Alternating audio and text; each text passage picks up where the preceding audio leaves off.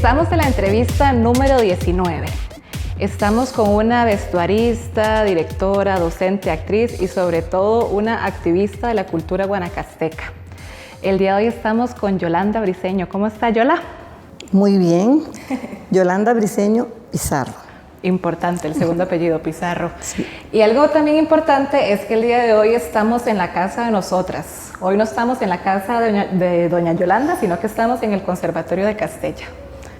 Justamente en el teatrino del departamento de teatro. Es nuestra casa. Yola, siempre empezamos las entrevistas desde que ustedes son pequeñitos. ¿A dónde nació usted, Yola? Yo nací en el barrio Buenos Aires de Santa Cruz, Guanacaste, en una casa que hizo mi papá para nuestra familia, ahí en la casa. Llegó la comadrona y ahí nació. Y ahí nací.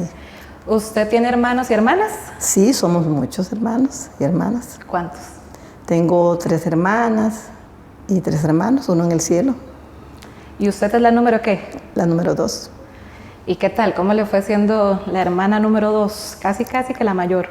Sí, me fue muy bien, me fue maravilloso porque no solo tengo hermanos, sino primos. Y para nosotros, en Guanacaste, los primos son hermanos también. Entonces éramos muchos. Y lo que no inventaba uno, lo inventaba el otro.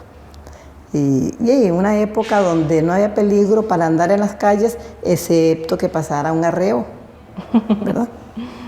O para ir a las pozas o andar en bicicleta. Entonces fue una infancia muy movida y muy bonita. Había bastante para qué jugar ¿Sí? Y con quién jugar. Sí, así es. ¿Sus papás a qué se dedicaban? Mi mamá es una maestra del estilo de antes. Mi papá, además de profesor de música, era un hombre polifacético.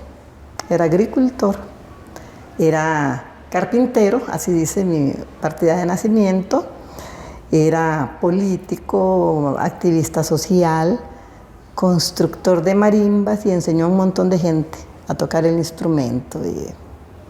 Además tuvo una escuela, un taller en la casa, donde enseñaba a tocar marimba y donde al calor de ello llegaban también muchachos a bailar música típica. Y bueno, ese fue el ambiente de nosotros, ¿verdad? Entonces desde ahí ya está conectada con el arte, por la música a través de su papá. Bueno, yo siento que yo estoy conectada con el arte por mi papá y por el pueblo, porque Santa Cruz es un pueblo alegre, festivo y tiene muchas manifestaciones culturales y artísticas propias y eso pues como que nos permea la personalidad de los santacruceños, ¿verdad? ¿Y la escuela también fue en Santa Cruz? Ah, sí. ¿El colegio en Santa Cruz? Sí, mi escuela fue en la escuela de niñas. Nosotros teníamos una escuela de varones y una escuela de niñas. Ahora se llama María Leal de Noguera, en honor a esa insigne maestra y escritora guanacasteca, que bueno, es Premio Nacional de Cultura, ¿verdad? La escuela de niñas, cuando yo estaba, la directora era doña María Luisa Leal, sobrina de la escritora. Y entonces ellas se dedicaban a mostrarnos no solo las estampas del pueblo y historias y vivencias, sino pues a leer y a apreciar la literatura de doña María Leal de Noguera. ¿Y usted cómo le fue en la escuela? ¿Era la peleoncilla? ¿Era la que le encantaba siempre el arte? ¿Era la que estaba metida en todos los actos cívicos? ¿Era la qué? ¿La qué? Porque yo llegué a primer grado y ya sabía leer y escribir, mi papá me enseñó. Entonces era así como que, ya sé leer. Entonces la maestra me llamaba, venga, y me sentaba en una mesa. Yo le leía los cuentos a los chiquitos mientras ella iba a una reunión. Entonces yo me sentía, ¿verdad? Sí, como la asistente de la profesora. Muy estimulada en ese campo. Y sí, fui una buena estudiante. Esas metiche en todo, es que se había que bailar, se había que hacer cosas, ¿verdad? ¿Y en el colegio? ¿A dónde sería? En el Liceo Santa Cruz, sí. ¿Y ahí igualmente la estudiante? Sí, ya no tan buena como en primaria porque ya habían otras actividades y otras inquietudes. Como propias de la adolescencia. Como la política, como meterse uno en el gobierno estudiantil o apoyar ese tipo de cosas. Sí, ya entonces no era tan buena estudiante, pero sí era una estudiante regular y fuimos la última generación de hacer bachillerato en ciencias o en letras. Entonces nosotros vivíamos haciendo cosas, travesuras de todo, pero estudiando. Como éramos la última generación de bachillerato, la persona que se quedaba tenía como espada de Damocles que debía pasarse al nocturno y no queríamos. Y eso hacía que nadie se quedara. Sí, y además habían hecho como una rejunta de estudiantes que habían repetido años y demás. Entonces, mi grupo habían escogido ciertos estudiantes que fueran como punta de lanza y otros que venían como más, o eran repitentes o tenían alguna dificultad para compensar.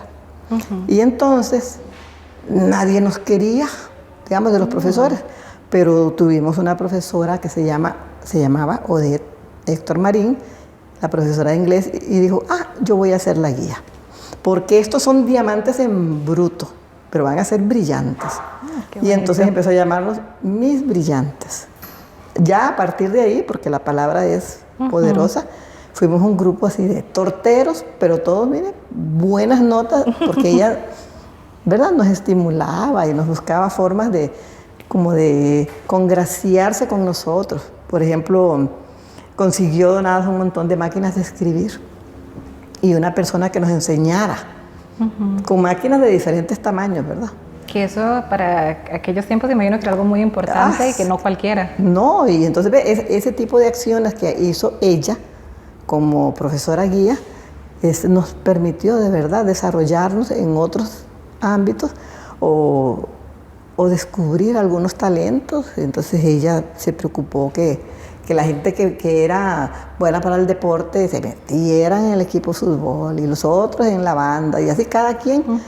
Entonces los brillantes de Doña Odette, nosotros sobresalíamos en muchas cosas como grupo. Entonces decían, es que esos muchachos tan torteros están aquí, pero y tan brillantes. Teníamos buenas notas, ¿verdad? Una vez hicimos una rifa para las cosas de la asociación del gobierno estudiantil y rifamos una gallina arreglada, que es un plato típico de allá. La vendimos, ¿no? Y no se la va ganando el secretario del colegio, la rifa, y no teníamos la gallina arreglada. Entonces tuvimos que ir corriendo al patio de mi mamá a coger una gallina. Y le pintamos las uñitas y el pico, y le pusimos un lacito, y ya en una cajita entregamos. Aquí está el premio, la gallina arreglada. Y entonces nos querían expulsar por eso. Pero ustedes no mintieron. Y llegó Doña Odette y dijo, no, a mis brillantes no los van a expulsar por eso. Mire, eso es una muestra de que son creativos. La creatividad. Entonces, ese tipo de gente era la que... Eso éramos nosotros. Gente alegre suena. Sí, tortero, pero ese tipo de cosas, ¿verdad? Me llamó la atención que usted mencionó también la parte política. Entonces, en su adolescencia ya la vena política era importante para usted. A mí me gusta la política. Mi padre fue político, fue regidor. En mi familia hay una vena política ahí. A mí me gusta, pero no política pegabandera, ¿verdad? De hecho, yo estudié ciencias políticas sin graduarme porque yo iba... prioridad a teatro, pero llevaba paralela a la carrera. Me gusta. Y aún sigo, aunque no lo crea, sigo en política. Pero no tengo partido. Tengo mis ideas y apoyaré, digamos, a candidatos que se acerquen a ese ideal que tenemos algunos. Yo me considero socialdemócrata, más a lo social, ¿verdad?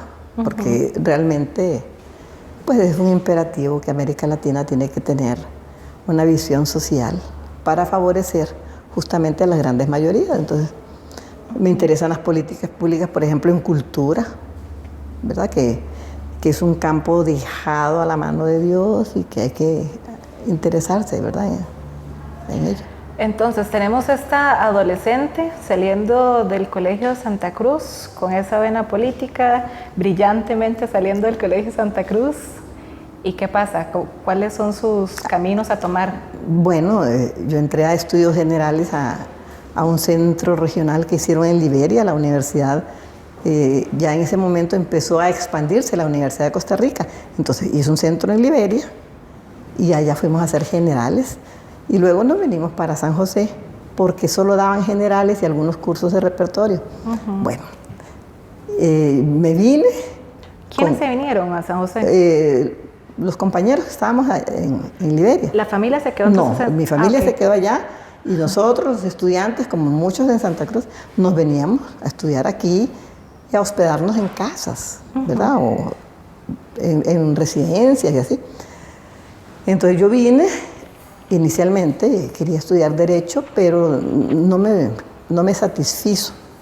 Ahí fue donde yo matriculé Ciencias Políticas y por ahí alguien dijo que daban teatro, pero no encontré dónde era la escuela, porque en esa época la escuela de teatro estaba en el barrio de La Granja, por donde vivía don Beto Cañas.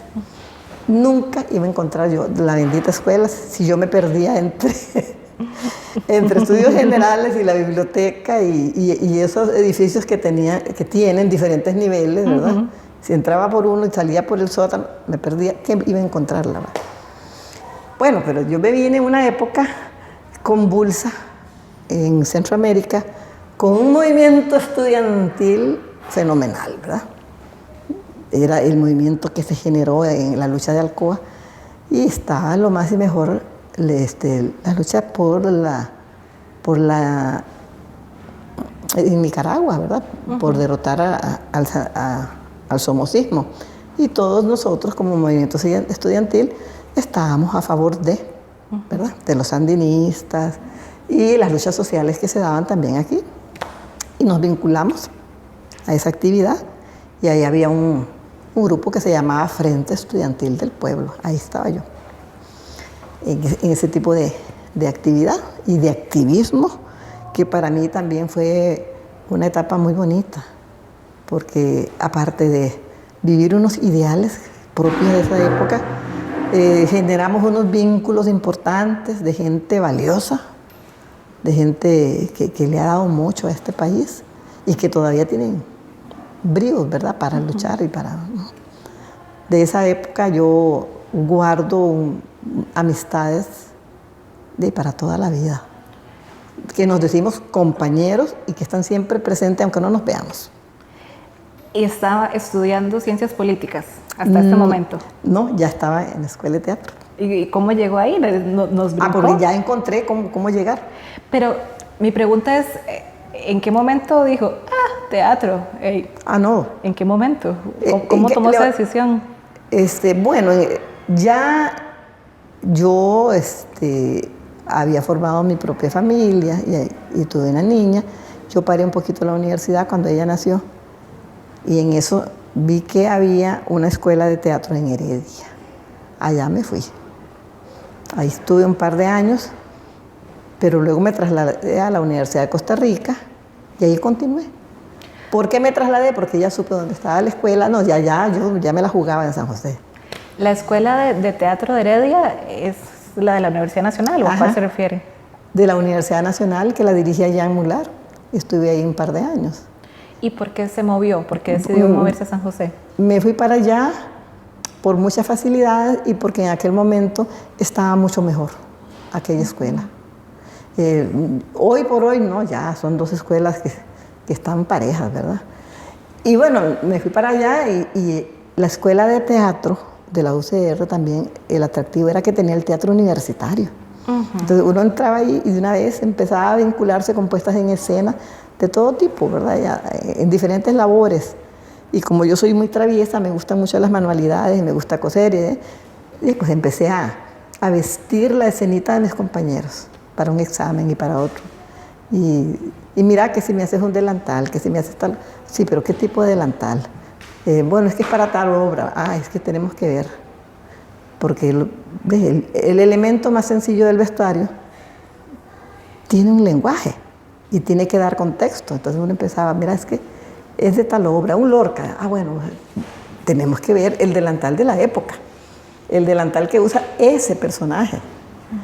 ¿Ves? Un Chejo, es otra cosa.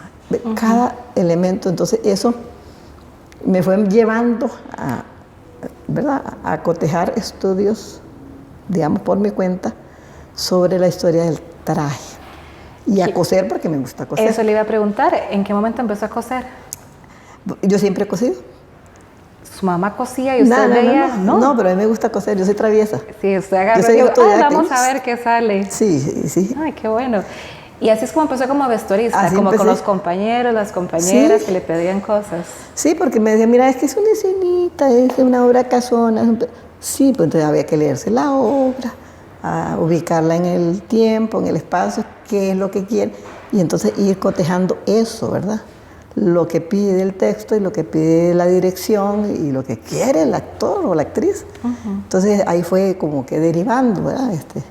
Y me fui haciendo vestuarista muy a pesar mío y la verdad es que no he parado. ¿Es lo que más le gusta del teatro? Es que me gusta todo. Me gusta actuar, pero soy mala actriz. Me gusta el vestuario y sí me encanta.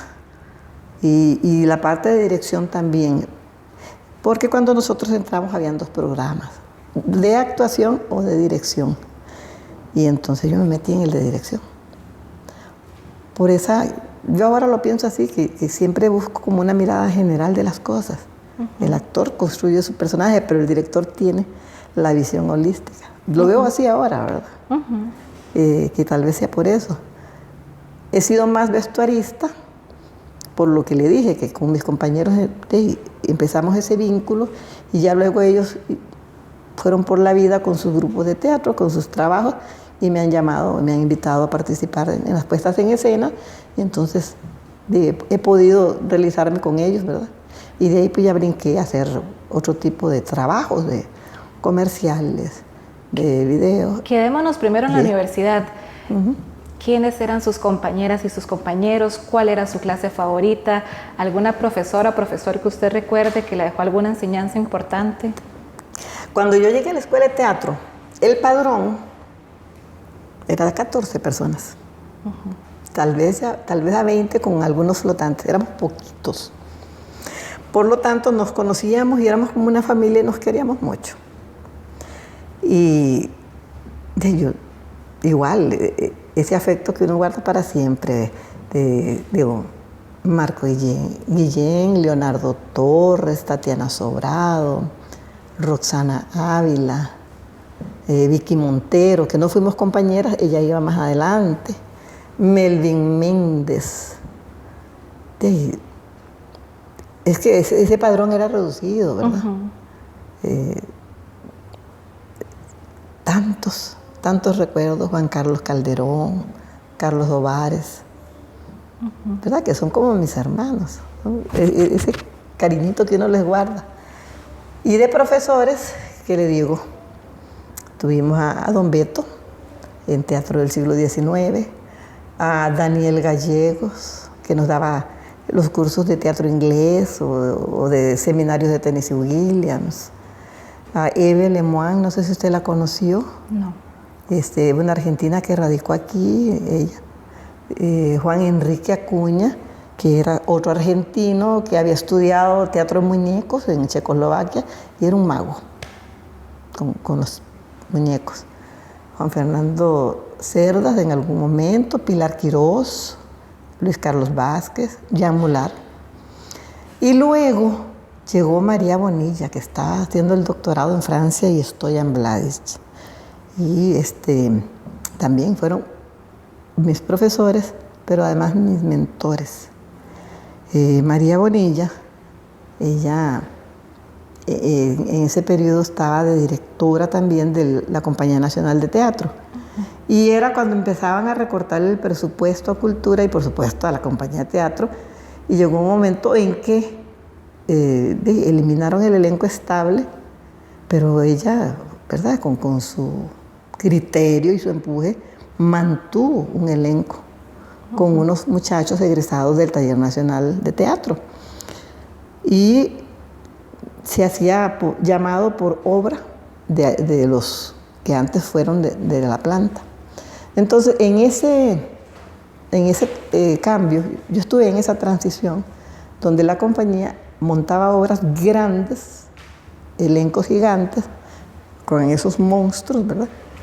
Y después llegar a tener un elenco más pequeño, pero que sí se hacía la política cultural con la que nació la compañía, que era girar, que era hacer un clásico, que era hacer un texto latinoamericano, un texto costarricense, todos los años, con grandes elencos. Entonces, María fue mi maestra y mi mentora, mi profesora en AU, y la que me abrió las puertas de la compañía para trabajar como regente del espectáculo, en la figura de regidor. Voy a interrumpirla en este momento porque es importante para las personas que nos están viendo que la entrevista número 1 de Artistas de Oro es con María Bonilla. Entonces, por si llegaron a esta entrevista número 19 y quieren arrancar, ir uniendo cabos con las historias, que se vayan a la entrevista número 1. ¿Qué regente me decía? Bueno, era la figura de la persona encargada de todo el espectáculo. Digamos, yo trabajaba como asistente de los directores y a partir del estreno el director me da la obra y yo le tengo que dar, digamos, control de calidad desde la parte estética, actoral, hasta de los elementos técnicos y de tramoya y de utilería, como llevar, ¿verdad?, el pulso de la obra. Y era un puesto que tenía la compañía. Después de eso lo eliminaron y dejaron solo el de jefe de escena, que es, digamos, quien tramita más la parte administrativa y entradas y salidas. Sí, es que la compañía fue decayendo. Y bien, toda la parte de cultura, ¿verdad? Sí. Y yo recuerdo las quejas de Daniel Gallegos, que decía, qué raro, ¿por qué a la orquesta sinfónica le permiten ese montón de músicos? ¿Lo ocupen o no lo ocupen? ¿Y por qué a la compañía no le permiten el presupuesto para tener un elenco estable y crear un lenguaje costarricense, ¿verdad? Y estoy hablando de hace mucho tiempo, ¿verdad? Y todavía sigue así. Y sigue así. No, sigue peor. Sí, sigue peor, sí. Pero sigue con que en las artes hay un rango de importancia en las artes en este país. Sí. Y en donde primero va la música, sin duda alguna. Sí, que está bien, maravilloso. Maravilloso. No es que yo estoy de envidiosa con la parte de música. Yo sí. Lo que estoy es dolida de que a la parte de teatro se le fue achicando el presupuesto y las oportunidades. Hoy por hoy no hay nada. Sí. Entonces, su primera oportunidad de ir a desarrollar sus conocimientos fue en la Compañía Nacional de Teatro, después de salir de la Universidad de Costa Rica. No, estaba estudiando. ¡Ay, qué bonito! Es más, mi primera obra fue en la Compañía Nacional de Teatro. Vino a Atahualpa del Chopo a dirigir Fuente Ovejuna. Y nos llamaron para hacer figuraciones. Entonces hicieron un casting para hacer el niño. Y yo lo gané. Entonces yo hice el niño, que torturaban ahí. ¡Ay, qué bueno! Y mi primer texto es Fuente Ovejuna. Nada más y nada menos. Mi primer texto. Y ha sido como un leitmotiv para otras cosas. Y también estaba como vestuarista en otros espectáculos, entonces. Bueno, en el teatro universitario. Mientras estuve yo por ahí, todos. Luego yo empecé a trabajar en la UNED, dirigiendo un grupo de teatro de estudiantes de otras carreras. Entonces ahí estuve como directora y vestuarista. En algunas puestas en escenas de grupos privados. Y pasé también a la ópera. Porque me vine al Castella y aquí en el Castella hacíamos musicales y óperas alternativamente. Todos los años había un gran espectáculo y yo los vestía. Y afuera, la Escuela de Artes Musicales me encargó 2, Dido y Eneas. Aquí en el Castella hicimos Orfeo y Eurídice, yo la vestí, y bueno, y otras. Oliver, es que se me van porque la memoria ya no me ayuda, ¿verdad? Y también que son muchas. Sí, y entonces pasé también a los grupos privados de ópera, que es un movimiento muy bonito, pero es muy costoso. Pero bueno, ahí hicimos Traviata, yo vestí Traviata, que la Gran Vía, Bohème, que le digo, bueno, ahora últimamente el año pasado la Corte del Faraón, antes de pandemia hicimos Carmen, también habíamos hecho Don Giovanni, todas estas con un grupo que se llama Ópera de Cámara de Costa Rica, donde yo soy la vestuarista. Y ahí, con patrocinios y con las uñitas y con lo que sea, pero resolvemos y vestimos. Y bueno, y hacemos nuestro aporte aquí al movimiento artístico. Si le pregunto por La obra favorita en cuanto a vestuario que usted disfrutó mucho haciendo su trabajo en toda su carrera. Ah, no, es que yo soy poliamorosa. Todas me gustan. Ahorita, por ejemplo, que ustedes me invitaron a vestir la mona, yo estoy entusiasmada, que es un vestuario sencillo, que es un vestuario, sí, que hay que ubicarlo también en mi Guanacaste eterno.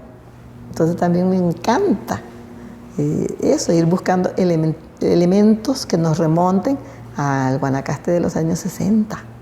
¿Ves? Entonces, en lo que yo estoy enamorada siempre. Que esa obra es una obra que escribió la compañera también, profesora de teatro del Castella, Cintia Carvajal, y que la compañera es quien hace el vestuario.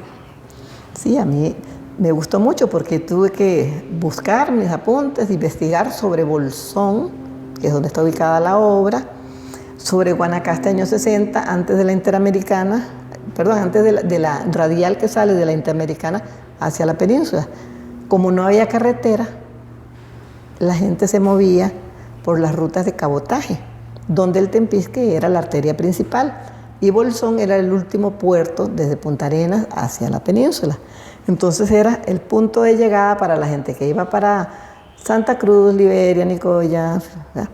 Era un pueblo importante, un puerto fluvial, donde convergían la gente de la Bajura y los que venían de Punta Arenas.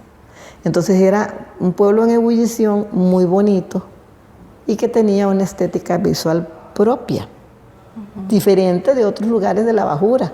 Entonces fue lindo esa investigación y plasmarla en la obra. Digamos, tal vez el público, algunos lo entienda así, lo vea.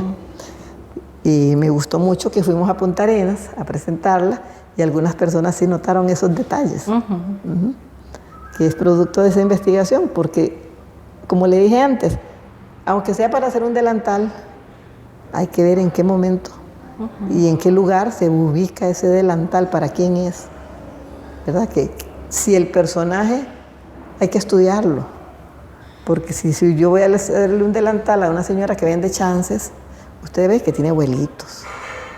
Diferente si es una mucama, diferente si es una persona que atiende una fonda, o el delantal de una cocinera del hospital. O sea, cada uno nos va dando, ¿verdad? Sí. Una razón social del personaje, un estatus y hasta un sentido ahí de amor propio, ¿verdad? Porque el delantal, si tiene abuelitos, si no lo tiene, si tiene encajitos, dice mucho.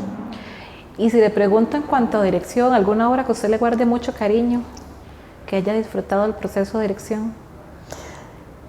Bueno, yo he tenido procesos con adultos allá en la UNED que no eran actores profesionales y era bonito ver cómo ellos descubren a través del teatro y que pueden expresarse y hacer cosas. Una vez hicimos conchería y la disfrutaron y nos fuimos por todos lados y me encantó.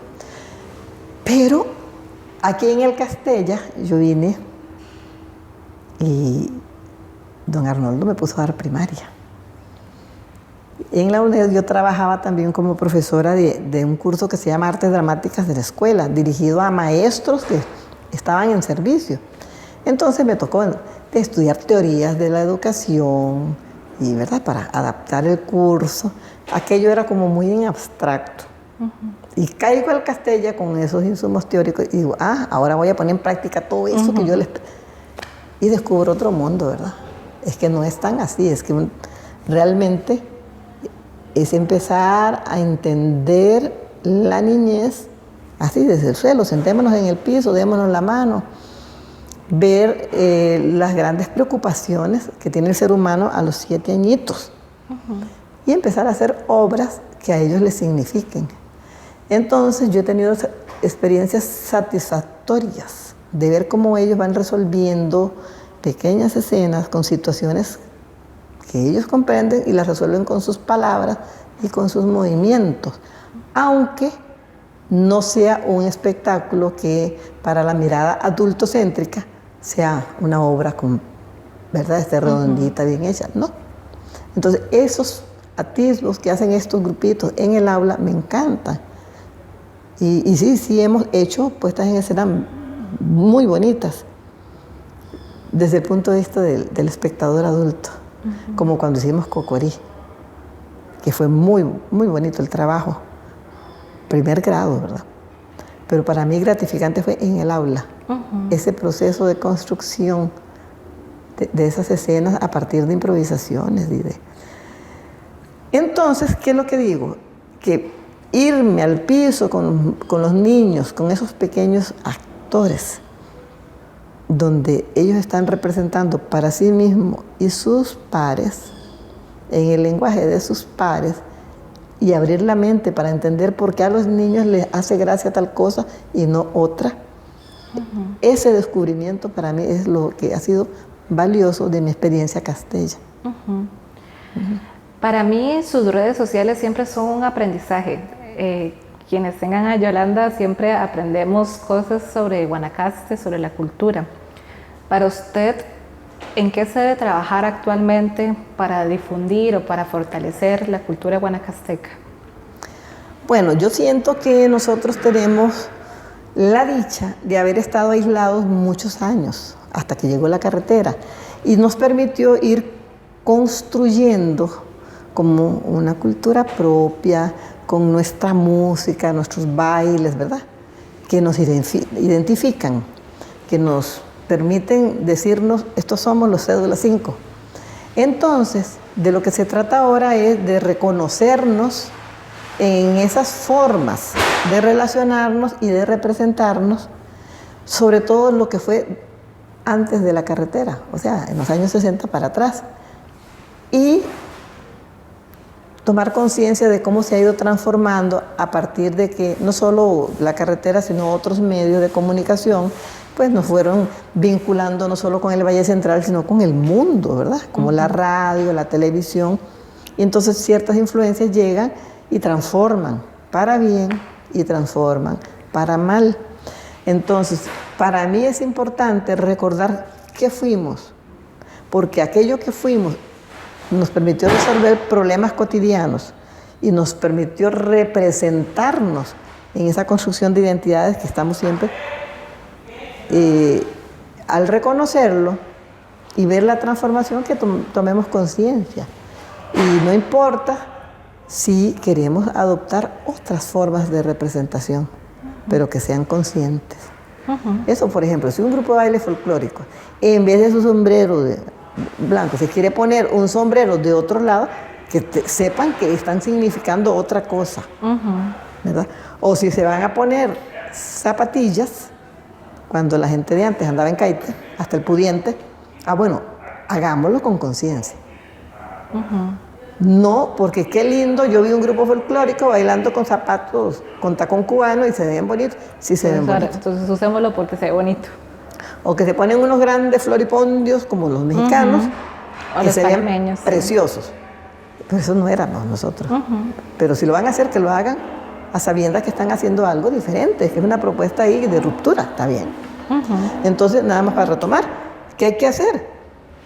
Construir desde la institucionalidad políticas públicas en cultura, los comités de cultura de las municipalidades, de la sociedad civil, de las universidades, porque tenemos varias allá, públicas y privadas. Que los trabajos comunales se enfoquen a ellos también, porque el trabajo en cultura genera y va a generar mucha riqueza. Guanacaste apuesta al turismo, además de otras formas económicas. Y si apuesta al turismo, entonces que apueste al turismo cultural, ¿verdad? Al turismo también ecológico, porque tenemos bellezas escénicas, pero el turismo cultural para que vayan a ver lo que somos, no lo que pretendemos ser, o sea, lo que hemos sido, no otras cosas. Entonces nos toca a los de la sociedad civil y a los entes institucionales, de verdad, aunar esfuerzos en ello y para ello. Y en la parte de teatro, ¿usted cómo ve actualmente el gremio teatral? ¿Qué hace falta? Pues yo tengo nostalgia de una compañía nacional de teatro que estrenaba en las afueras. Es que nosotros nos íbamos de gira a estrenar la obra Y andábamos por todo Costa Rica. Y el último mes en la sala. Entonces, yo añoro eso.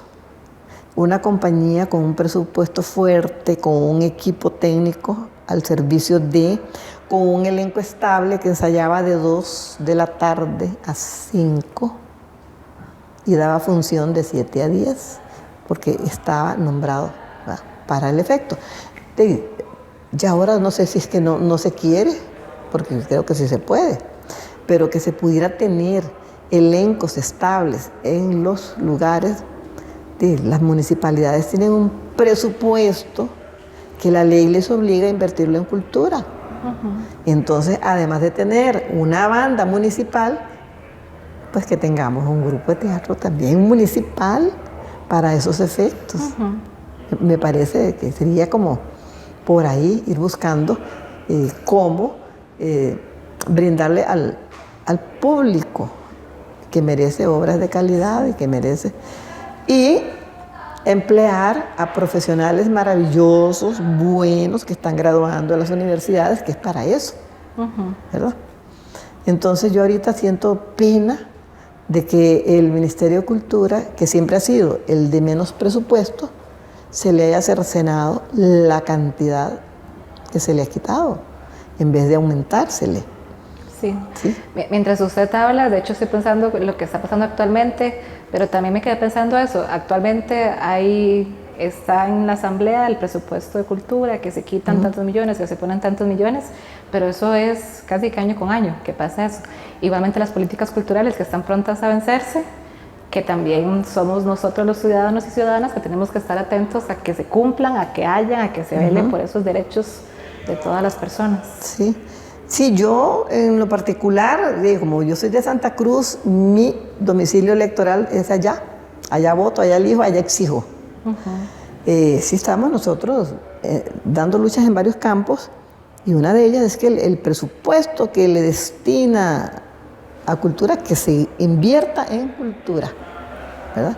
Lo que pasa es que también hay personas, usted sabe que pues, al Consejo Municipal llegan los políticos, los regidores, que tienen carrera política, pero no necesariamente tienen un capital cultural así como muy amplio, ¿verdad? Y hay cosas que no quieren o no pueden entender. Y entonces se les ocurre que, bueno, vamos a invertir en cultura. Y contratan unos grupos de música y hacen un bailongo.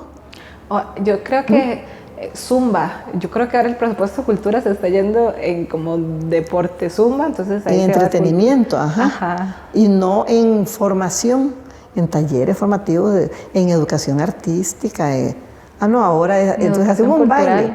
En tal lado hay un gran baile. Qué lindo, vamos a bailar gratis.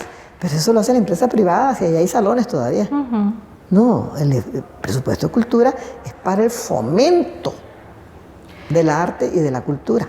Y créame que cuando usted nos estaba hablando, y como hemos hablado tanto de vestimenta, cuando menciona los trajes típicos, sí, usted me dice, por ejemplo, flores acá, yo pienso en México, las que son más acá, en Panamá, pero cuando pienso, por ejemplo, en ropa típica de Heredia, yo no sé si todas las personas que nos están viendo tienen muy claro, tienen la imagen de cómo sería la ropa típica de cada provincia de Costa Rica. Yo creo que en Costa Rica nosotros nos fijamos mucho afuera y poco adentro. Entonces tenemos muy poco visualizado cómo somos o quiénes somos. Sí, yo creo que es que tenemos que investigar un poquito más, porque los grupos de baile folclórico se dedican a hacer coreografías muy bonitas y todo. Buscan gente, historiadores, buscan antropólogos, ¿verdad? Que les aconsejen, que les sugieran pero hace falta más. Lía Bonilla, por ejemplo, ella tuvo un grupo muy bueno allá en Liberia, el grupo 25 de julio. Ella fue una investigadora, no solo coreográfica, sino también de la vestimenta del Guanacaste. E hizo una colección de muñecas con los trajecitos y demás. Es necesario ahorita hacer más investigación al respecto, porque estamos hablando, no hablemos de provincias, sino de regiones, el vestuario por región.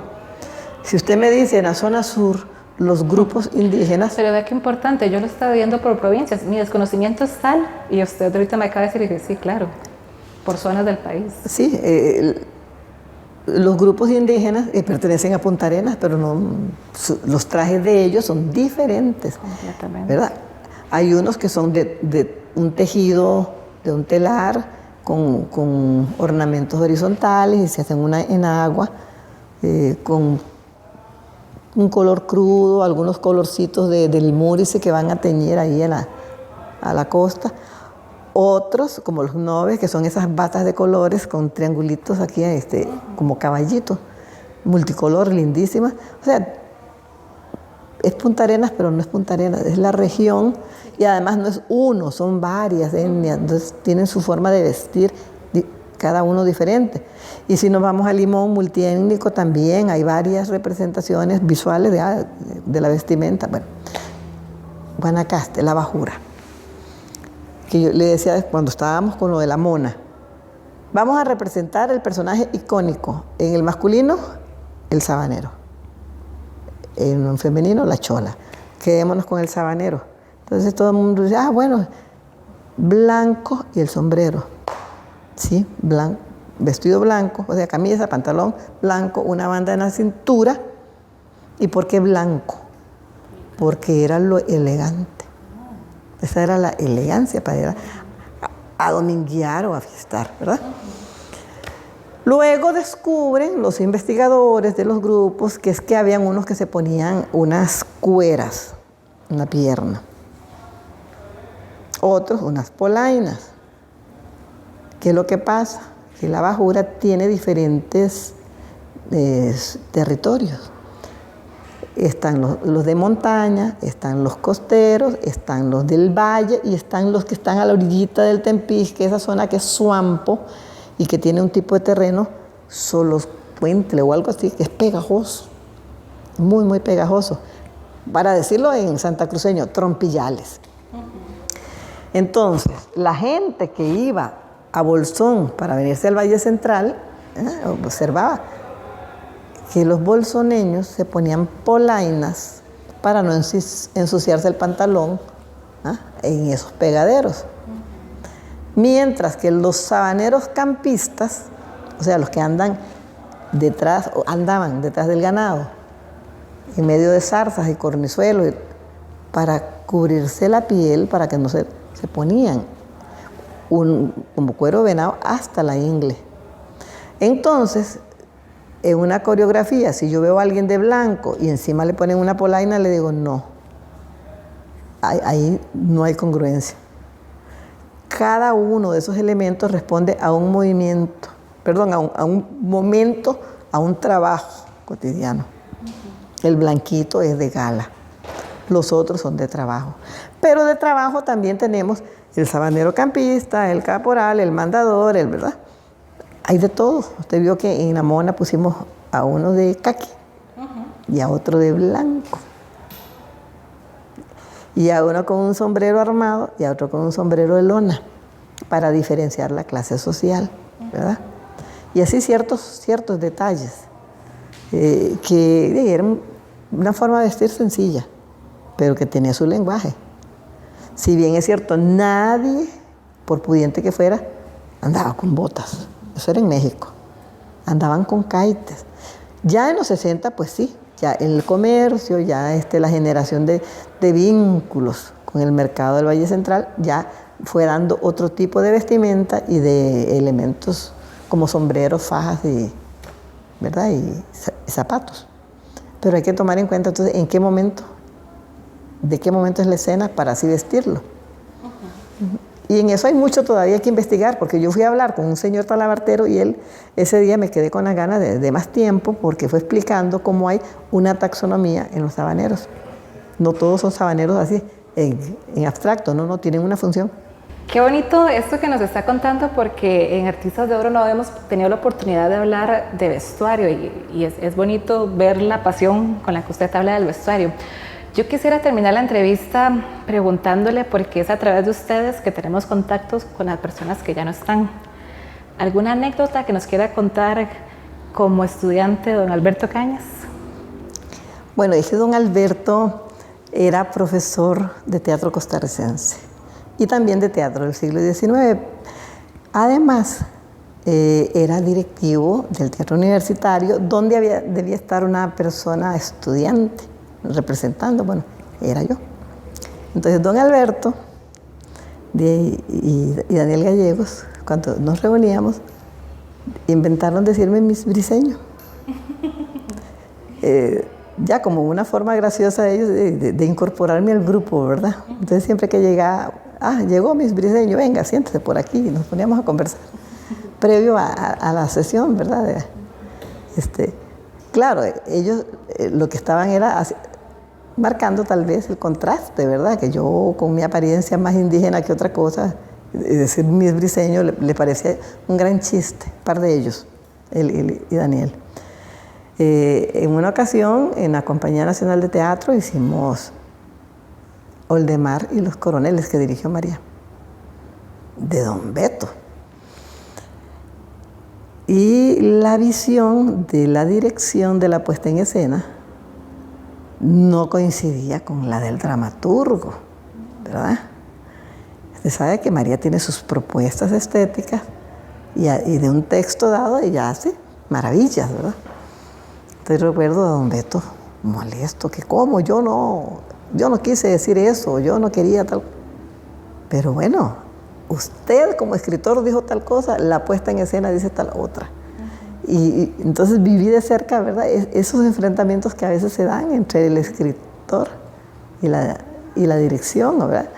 Entonces, pero era un señor también que tenía argumentos y que tenía un don de la palabra y que sabía exponer su punto de vista y defenderlo y hacerlo con altura, ¿verdad? Entonces yo eso le admiré a don Alberto. ¿Y con Daniel Gallegos? Con Daniel es una relación así muy afectiva, muy linda, porque él era una persona muy culta y con una capacidad de brindar afecto, muy empático él con los estudiantes. Fue muy bonita la experiencia con él. Igual que con Stoyan Mladić, que fue mi maestro de teatro latinoamericano y que me empujaba a leer más cosas de los demás. Ya leí tal cosa, tome, me prestaba libros y de todo. Entonces uno tiene recuerdos muy bonitos de gente que ha pasado ahí por la vida de uno. Y después yo entré a la segunda generación de maestría. En la UCR también, maestría en artes. Y ahí... ¿Segunda generación? Sí, la segunda generación. Y ahí entonces nos volvimos a encontrar con algunas personas, y con profesores que dejaron huella, ¿verdad? Que marcaron derroteros y que todavía yo siento que hay cosas que quiero hacer justamente inspirada en enseñanzas de esas personas. Siento que he sido beneficiada de la universidad pública, del esfuerzo que la sociedad costarricense hizo, ¿verdad? Para que nosotros estuviéramos y tuviéramos esos profesores de tan alta calidad que yo me siento así como obligada a hacer algo para retribuirle a este país, ¿verdad? Aunque yo ya estoy segura que hay mucha gente que está viendo la entrevista que ya ha sido marcada, usted dejó esa huella en esas personas, estoy segurísima de eso. Muchísimas gracias, Yolanda, de verdad, por compartir este ratito con todas las personas y conmigo también. Con mucho gusto. Para mí ha sido un honor estar en este programa suyo, que bueno, es del 19 y ya yo he visto los otros y me siento muy honrada. Muchísimas gracias. Nuevamente les invitamos a que vean todas las 19 entrevistas que están por atrás y nos vemos pronto.